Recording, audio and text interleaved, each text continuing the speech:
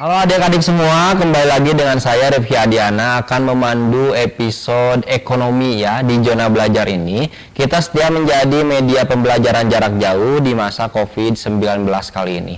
Tidak lupa, kita selalu ditemani oleh sponsor-sponsor yang mendukung ya. Dari awal tentang zona belajar ini ada satu produk kopi Muchacho ya, kopi kecelak untuk orang-orang yang suka ngopi-ngopi sore ya. Yang kedua ada Pocari Sweat. Ya, ini untuk bagi kalian yang sering berolahraga, sering kehilangan cairan tubuh, ini cocok untuk pengganti menyuplai ion ya. Untuk Pocari Sweat, terima kasih. Yang ketiga ada Emina. Ini khusus giveaway nanti di akhir acara. Di akhir acara nanti ada giveaway dari Emina. Nanti kalian jawab pertanyaan yang akan saya lontarkan ya, yang akan saya berikan. Nanti ada satu pertanyaan untuk mendapatkan produk Emina, produk kecantikan bagi perempuan yang memang ingin lebih tampil percaya diri. Oke, di kesempatan kali ini ada episode ekonomi. Ada salah satu guru SMA Negeri 9 Bandung mengajar mata pelajaran ekonomi. Kita bacakan biografinya. Ada Ibu Raden Iis Rahmawati MPD. Beliau lahir tanggal 1 Januari 1971 dan mengenyam pendidikan sekolah dasar di SD Budi Istri Bandung, dilanjut ke SMP Negeri 13 Bandung dan sekolah menengah atas 16 Bandung. S1-nya beliau mengenyam pendidikan di IKIP Bandung, jurusan Pendidikan Dunia Usaha, program Ekonomi Koperasi. Dan magisternya di UPI Pendidikan Ekonomi ya. Ini biodata dari Ibu Iis Rahmawati. Tidak usah lama-lama ya. Untuk Bu Iis silahkan masuk ke studio. Waalaikumsalam Ibu. Gimana, sehat kabarnya Bu Iis? Alhamdulillah sehat. Alhamdulillah, segar sekali. Segar. Harus segar. Harus segar, tapi mungkin banyak suka duka Bu dalam pembelajaran COVID kali ini ya. Oh Boleh iya. cerita Bu? Ya, sukanya kita belajar hal-hal baru, tantangan baru ya. Tentunya yang biasa hanya mengenal IT, iya, hanya mengenal biasa saja, tapi sekarang harus memperdalaminya ya. Betul. Suka dukanya ya, begitu kita belajar IT, ada kendala-kendala, kadang aduh gitu ya, sedih kalau nggak bisa, tapi itu menjadi penyemangat gitu.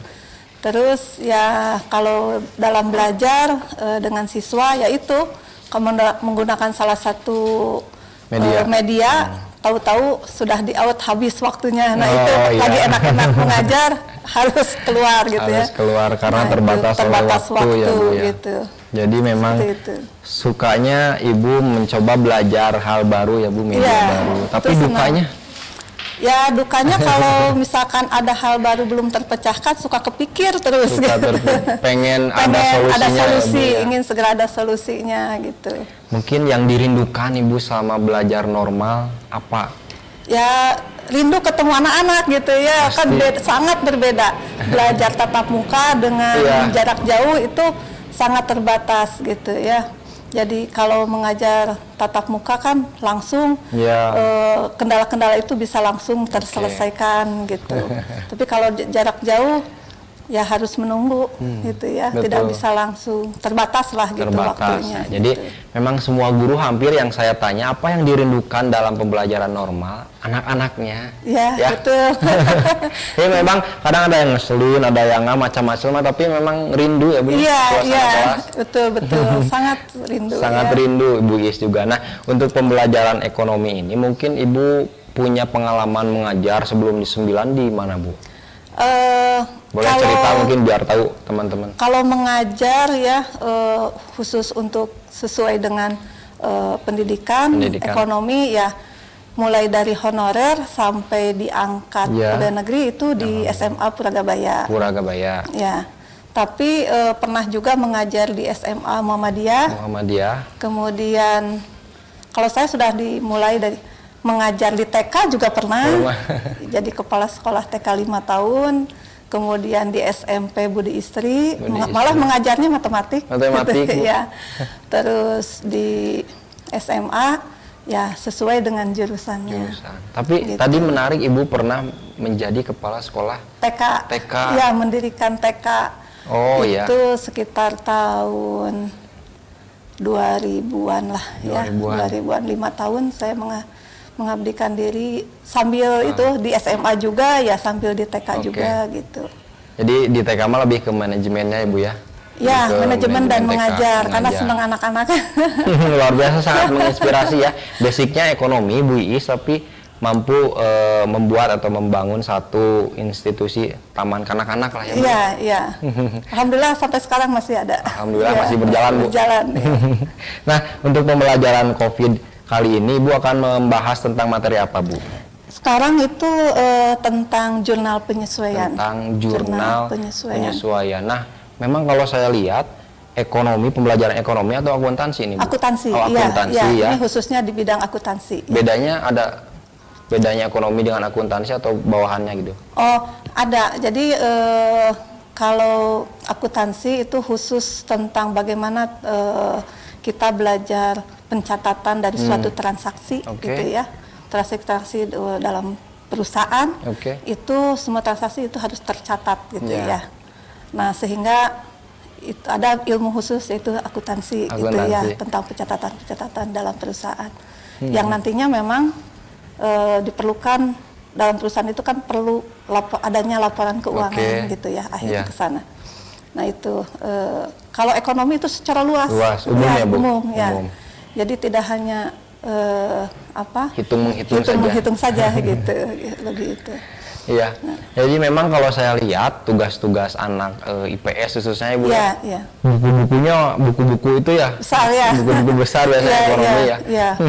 Ya itu akuntansi itu kan membuat jurnal-jurnal gitu ya, transaksi itu harus menggaris-garis gitu ya.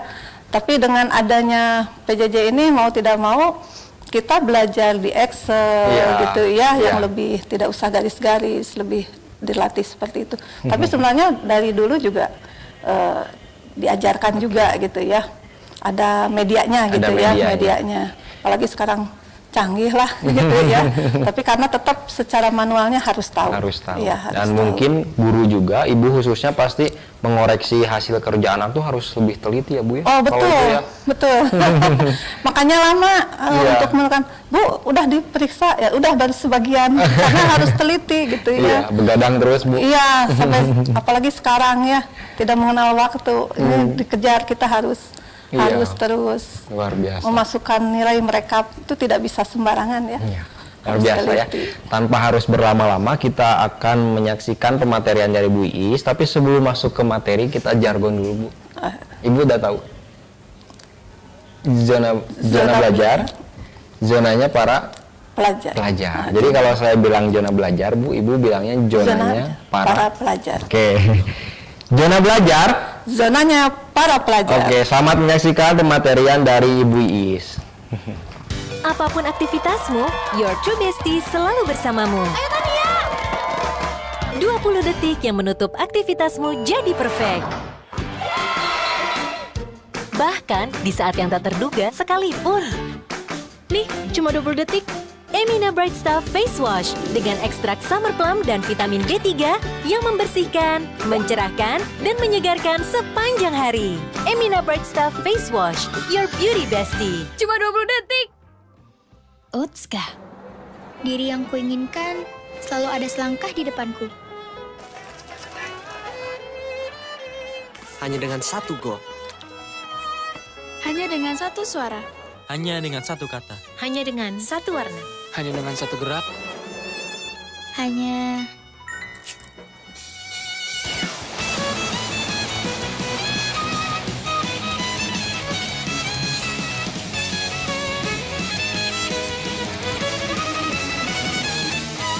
Diri yang kuinginkan selalu ada di seberang sana. Walaupun jawaban sulit ditemukan, tapi hanya dengan satu langkah awal, mungkin dunia akan kuubah. Go Sweat, Go Ion. Pocari Sweat. Untuk dirimu di masa depan.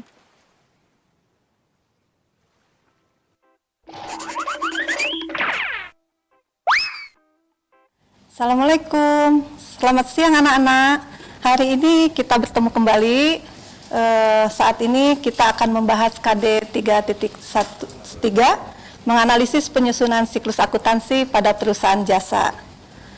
Nah, yang menjadi indikator saat ini adalah membuat jurnal penyesuaian. Sebelumnya kita sudah membuat neraca saldo. Nah, kita akan belajar tentang membuat jurnal penyesuaian. Apa saja yang akan dipelajari di dalam jurnal penyesuaian? Kita lihat.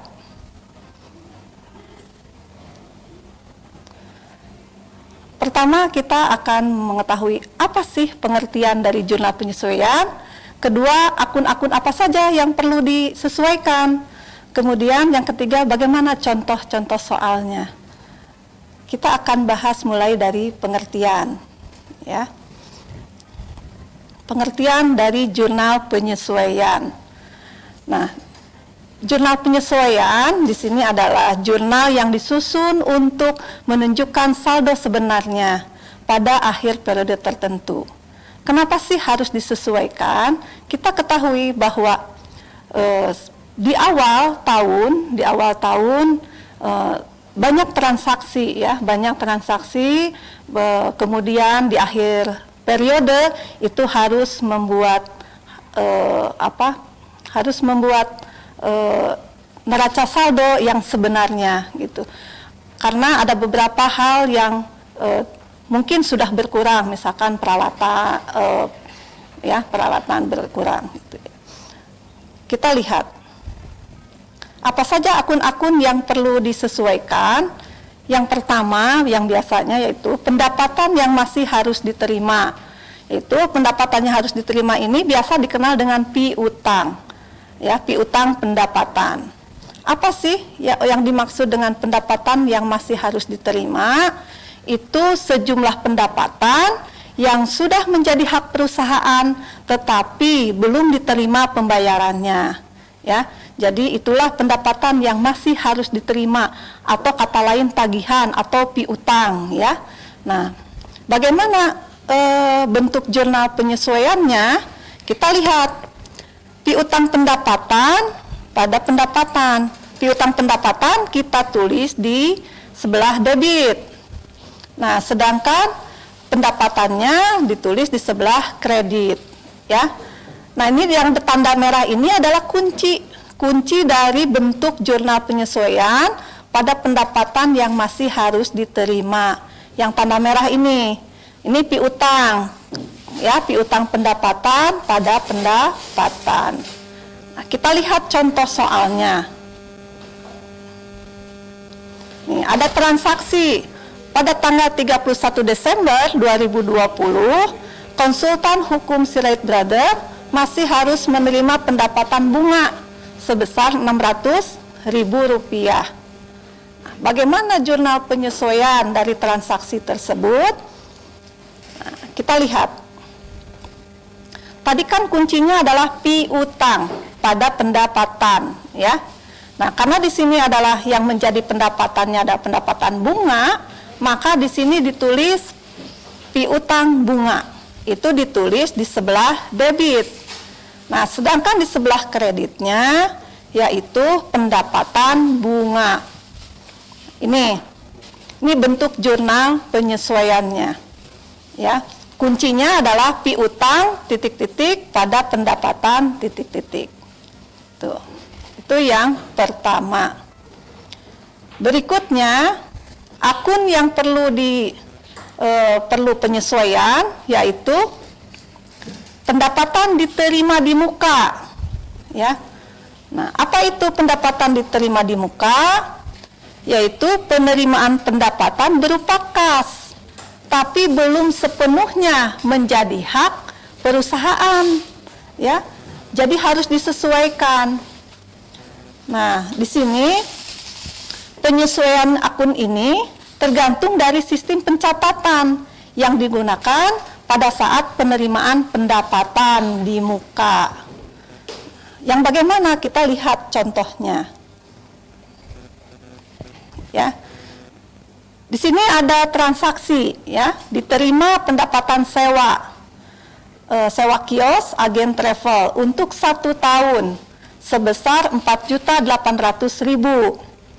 Pada tanggal 1 Juli, kita lihat ini, pada tanggal 1 Juli diterima pendapatan sewa kios untuk 1 tahun sebesar 4.800.000. Nah, bagaimana jurnal penyesuaiannya? Kita hitung dulu berapa nilainya, ya. Nah, kita lihat perhitungannya dulu. Nah, perhitungannya tadi disebutkan tergantung pada sistem pencatatannya. Ini ada 2 pendekatan di dalam pendapatan diterima di muka, yaitu pendekatan hutang, ya. Pendekatan hutang yaitu waktu yang sudah dijalani, ya. Kita lihat perhitungannya. Karena kita transaksinya dimulai tanggal 1 Juli 2020 sampai Desember itu ada 6 bulan, ya. Ada 6 bulan. Jadi Juli sampai Desember ada 6 bulan. Nah, sedangkan lamanya sewa kios itu selama 1 tahun, 12 bulan. Jadi 6 bulan dibagi 12 bulan dikali 4.800.000, ada 2.400.000 rupiah. Ini nilainya, ya. Jadi untuk menghitung waktu yang sudah dijalani, karena membuat perhitungannya di akhir periode, yaitu biasanya bulan Desember, tinggal 31 Desember, maka kita harus menghitungnya dari 1 Juli sampai 31 Desember 2020. Ya, ini perhitungannya 6/12 dikali 4.800.000. Jadi sebesar 2.400.000. Ya. Jadi perhitungannya dihitung dari 1 Juli sampai 31 Desember 2020. Nah, setelah kita hitung nilainya, bagaimana sekarang jurnal penyesuaiannya? Ya, kita lihat jurnal penyesuaiannya. Sewa diterima di muka sebesar 2.400.000 itu disimpan atau dicatat di sebelah debit. Ya. Kemudian pendapatan sewa disimpan di sebelah kredit. Nah, kita lihat ada tulisan yang ditanda merah, ya. Tulisan merah ini itu merupakan kuncinya. Kunci dari jurnal penyesuaian, yaitu titik-titik diterima di muka pada pendapatan. Karena di sini adalah pendapatannya pendapatan sewa, maka ditulis di sini sewa diterima di muka pada pendapatan sewa sebesar 2.400.000 rupiah. Ya, jelas? Nah, kemudian pendekatan berikutnya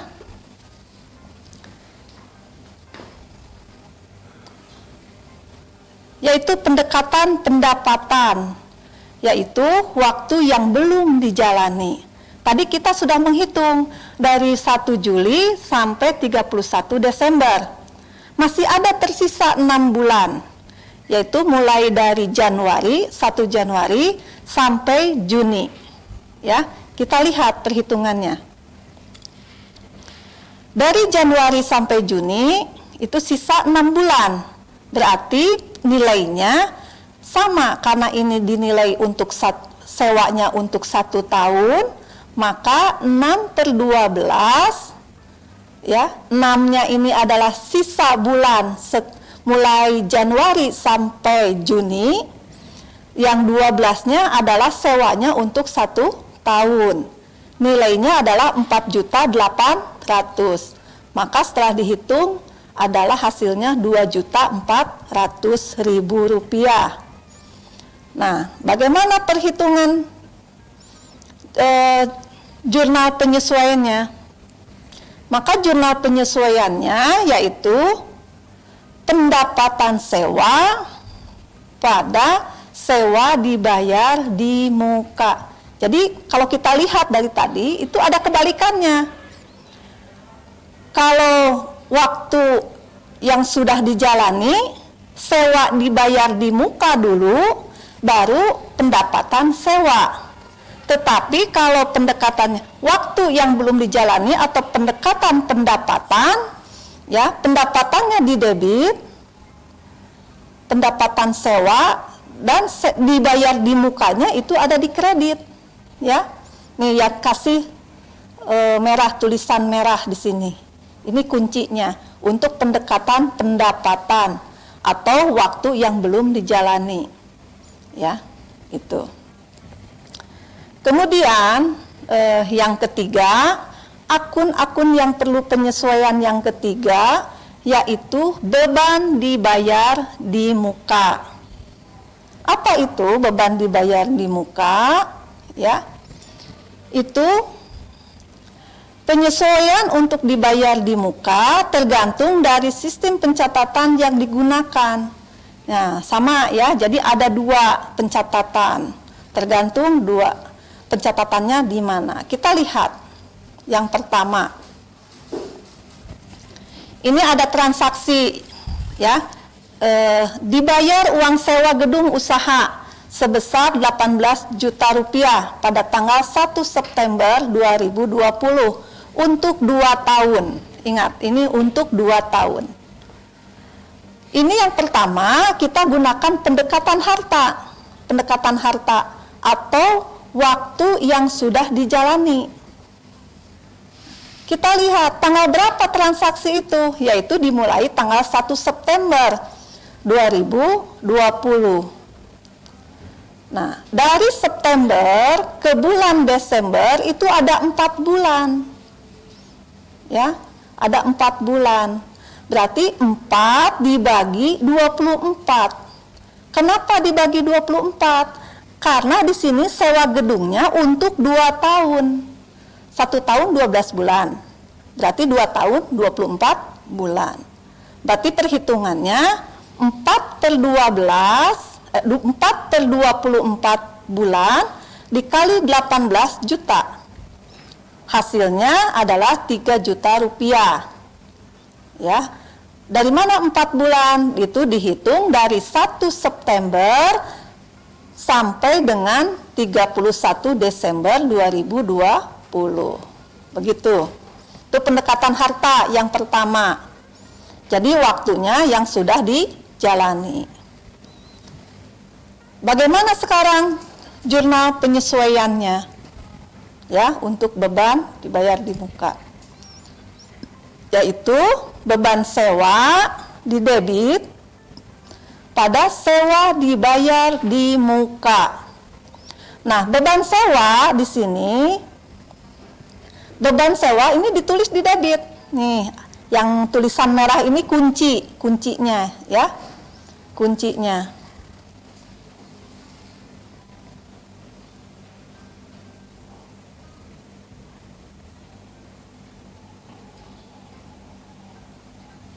Nah, ini kuncinya. Beban sewa pada sewa dibayar di muka. Jadi beban titik-titik pada titik-titik dibayar di muka. Itu kunci jurnal penyesuaian untuk pendekatan harta. Waktu yang sudah dijalani. Artinya dari bulan September sampai Desember. Ya. Nah, pendekatan berikutnya yaitu pendekatan beban waktu yang belum dijalani. Ya. Nah, kita lihat di sini. Tadi kan waktu yang sudah dijalani itu 4 bulan yang terpakai. Sedangkan jumlah sewanya itu selama 2 tahun. Berarti 24 bulan dikurangi 4 bulan. Sisanya 20 bulan. Ya. Berarti 20 dibagi 24 bulan kali 18 juta. Ini hasilnya 15 juta. Itu perhitungannya. Ya, yaitu 20 bulan dari mana? Dihitung dari 1 Januari 2021 sampai 31 Agustus 2022. Karena 2 tahun. Ya. Sekarang bagaimana jurnal penyesuaiannya? Kita lihat jurnal penyesuaiannya. Ya. Nah, dalam jurnal penyesuaiannya yaitu yang didebit adalah sewa dibayar di muka. Ya, sewa dibayar di muka sebesar 15 juta dan dikredit beban sewa. Kalau kita lihat dengan pendekatan yang tadi, ya, pendekatan pendekatan harta itu dibalik, ya, kebalikannya.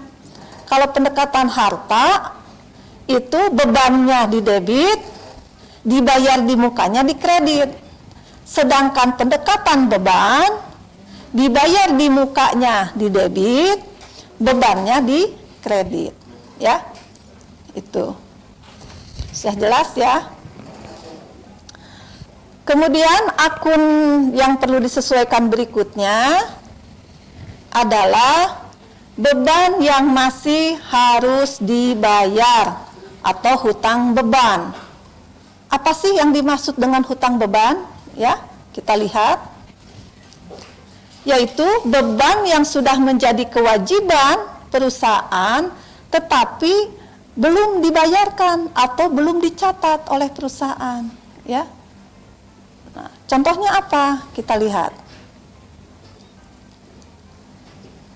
Ya. Nah, jurnal penyesuaiannya dulu ya kuncinya. Beban titik-titik pada hutang titik-titik. Contohnya kita lihat. Ini ada transaksi ya tanggal 31 Desember 2020 terdapat beban gaji. Ini terdapat beban gaji untuk bulan Desember dan baru akan dibayarkan tanggal 1 Januari 2021 sebesar 2 juta.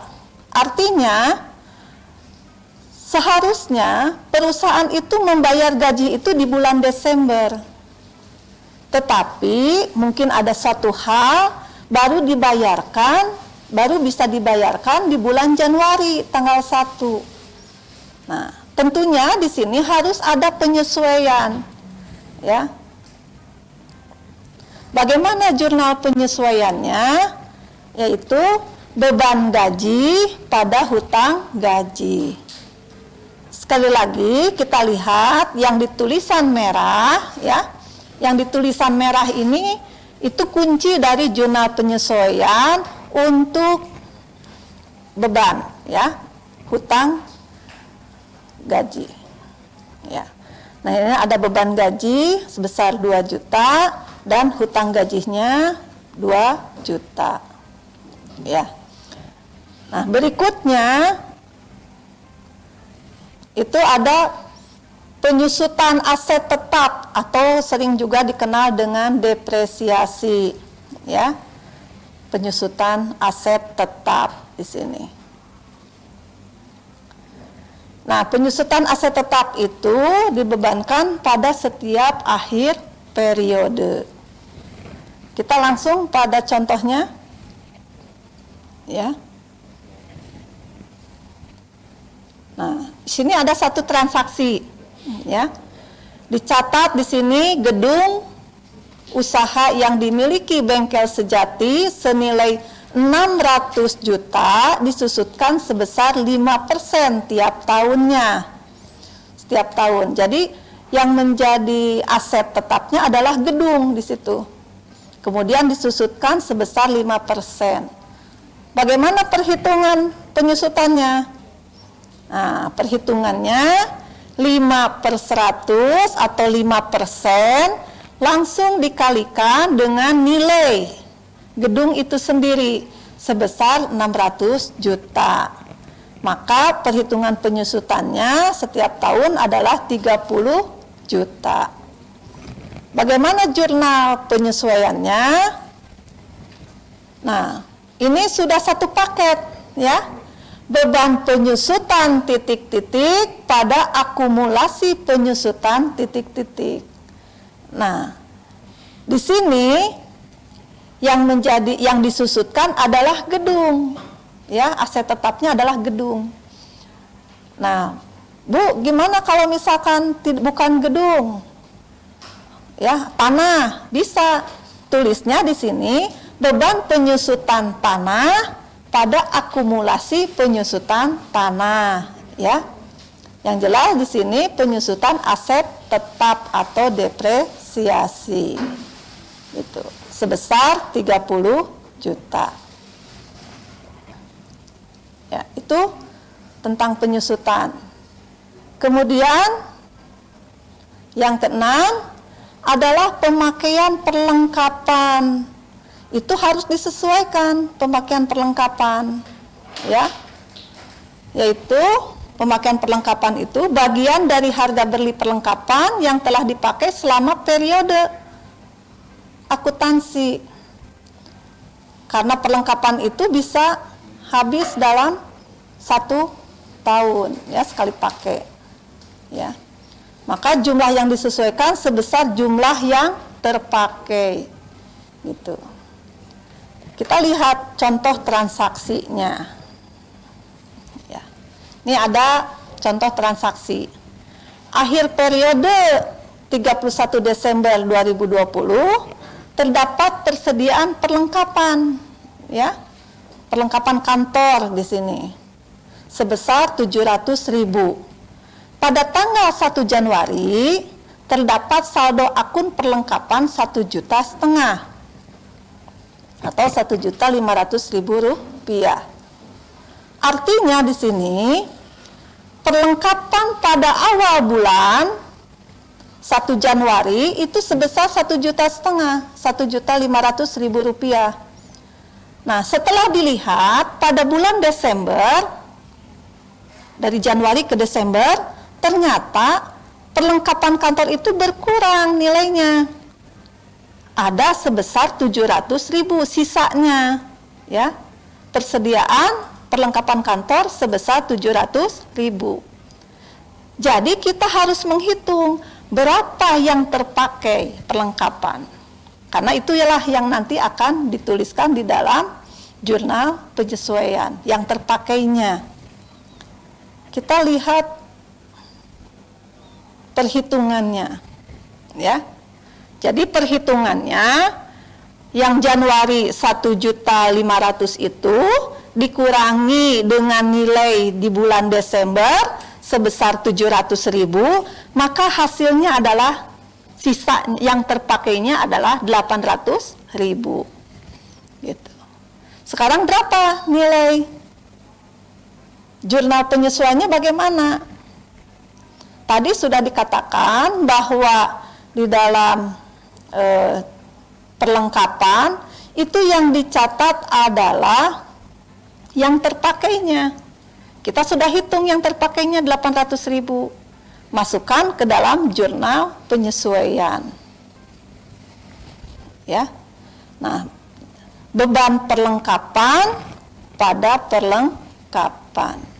Mudah sekali, ya, sangat mudah. Beban perlengkapan pada perlengkapan. Ibu selalu dikasih warna merah untuk mengetahui bahwa itu adalah kuncinya. Kunci dari jurnal penyesuaian. Beban perlengkapan pada perlengkapan senilai 800.000.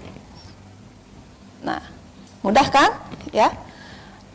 Tidak ada yang sulit di dalam akuntansi, ya. Senang kita memahaminya dengan contoh itu lebih nyata, ya, apa yang harus kita kerjakan di dalam jurnal penyesuaian. Bentuknya yang bagaimana transaksinya, contohnya yang bagaimana penyelesaiannya, ya. Jadi insya Allah tidak ada yang sulit, ya. Tuh. Itulah beberapa akun di dalam jurnal penyesuaian. Demikian materi hari ini. Mudah-mudahan kalian terus berlatih, karena di dalam akuntansi memang harus berlatih. Insya Allah dengan berlatih, dengan mengenal transaksi-transaksi setiap waktunya, insya Allah kalian bisa menyelesaikan bagaimana membuat jurnal penyesuaiannya. ya, karena di situ sudah ada kunci-kuncinya. Tadi yang sudah di tanda merah, ya. Nah, itu hatur nuhun atas perhatiannya. Mudah-mudahan ini akan mempermudah kalian belajar jurnal penyesuaian yang mungkin dianggap sulit. Selamat berlatih, karena dengan berlatih insya Allah kalian pasti bisa. Demikianlah dari Ibu materi jurnal penyesuaian. Assalamualaikum warahmatullahi wabarakatuh. Hah? Camping? Saat kamu ragu, Ikut dong, kan ada gue. True Besties selalu ada untuk support dirimu. Just like Emina Bright Stuff Moisturizing Cream, your beauty bestie yang mencerahkan kulit, hilangkan kusam, serta samarkan noda bekas jerawat. Support kulit mudamu bersinar kapan aja, di mana aja. Baru, Emina Bright Stuff Moisturizing Cream, your beauty bestie. Otska. Diri yang kuinginkan selalu ada selangkah di depanku. Hanya dengan satu gol. Hanya dengan satu suara. Hanya dengan satu kata. Hanya dengan satu warna. Hanya dengan satu gerak. Hanya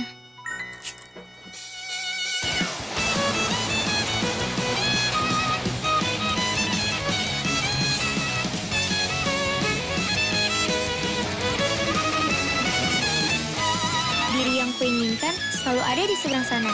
Walaupun jawaban sulit ditemukan, tapi hanya dengan satu langkah awal, mungkin dunia akan kuubah. Go Sweat, Go Ion, Pocari Sweat. Untuk dirimu di masa depan.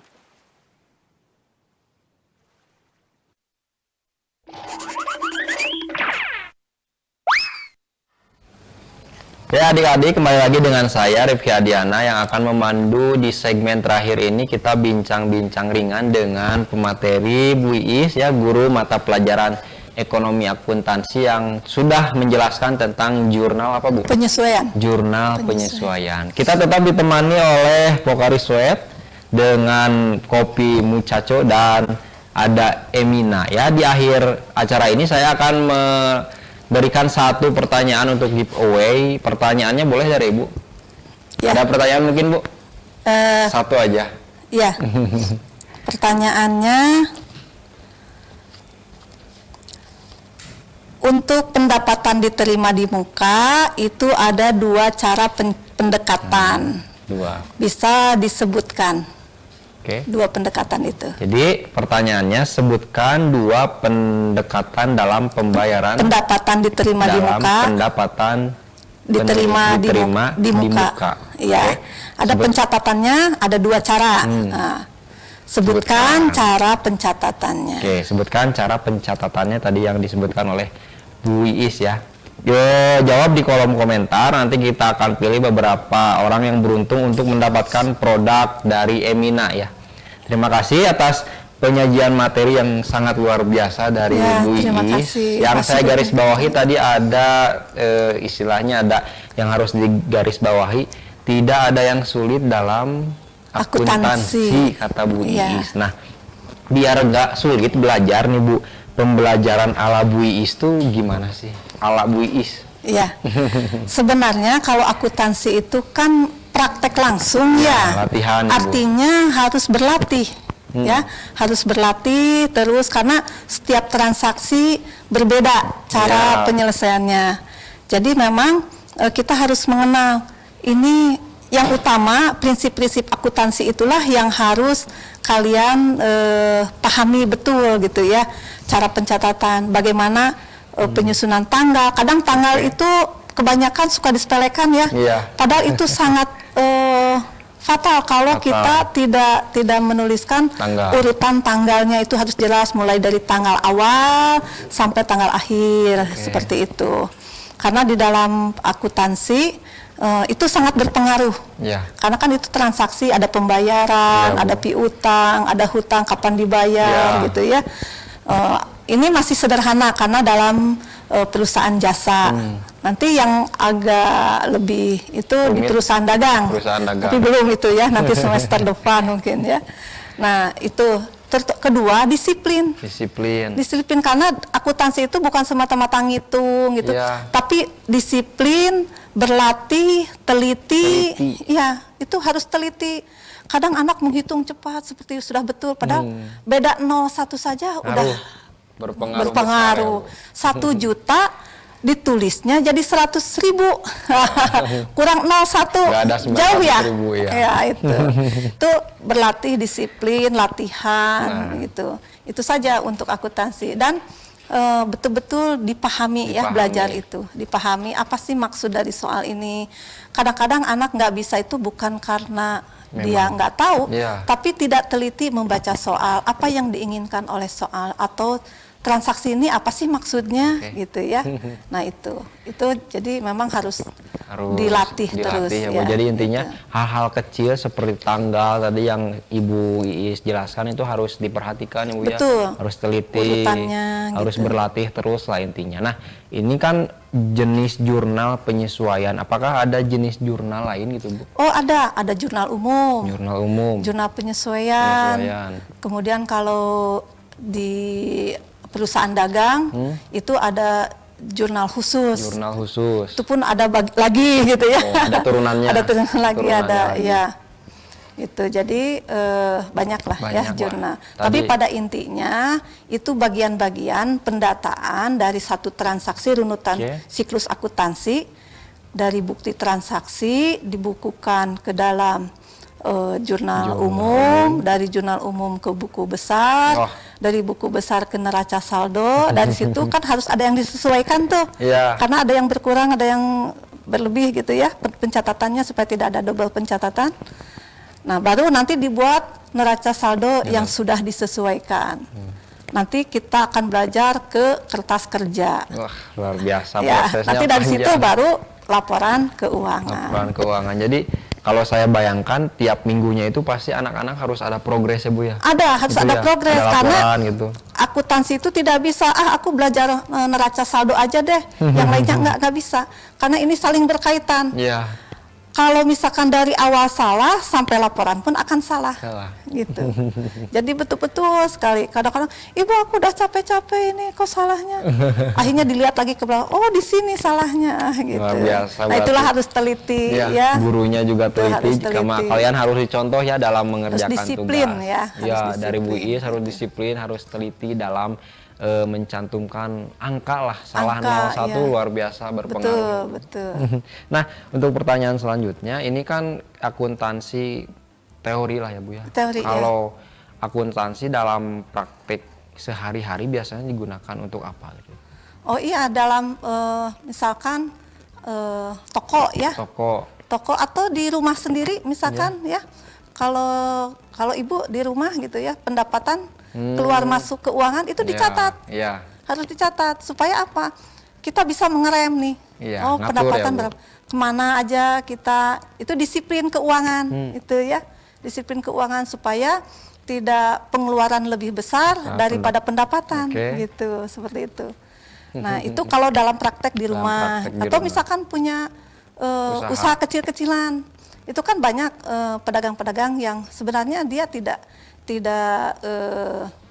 dicatat ya, jarang lah yang dicatat tapi gitu ya. Mempraktikkan. Tapi langsung, tapi itu belum tentu itu seperti untung, padahal tidak gitu ya. Hati-hati para pedagang. Itu. Jadi itu bisa dipraktekkan kalau misalnya anak-anak punya usaha toko kecil-kecilan gitu, seperti itu bisa langsung dipraktekkan. Jadi akuntansi ini bukan hanya teori, tapi bisa langsung dipraktekkan. Ya, ada teman Ibu juga, dia punya toko sepatu, dia praktekkan. Akhirnya dia tahu, oh begini hasilnya dari teori itu gitu. Jadi ternyata dianggap uang tahu ya Bu. Cash flow-nya berapa? Karena dari situlah kita akan tahu, dari laporan keuangan itulah kita akan tahu bahwa perusahaan ini maju atau mundur, untung atau rugi, gitu, seperti itu ya. Nah ini berawal dari transaksi.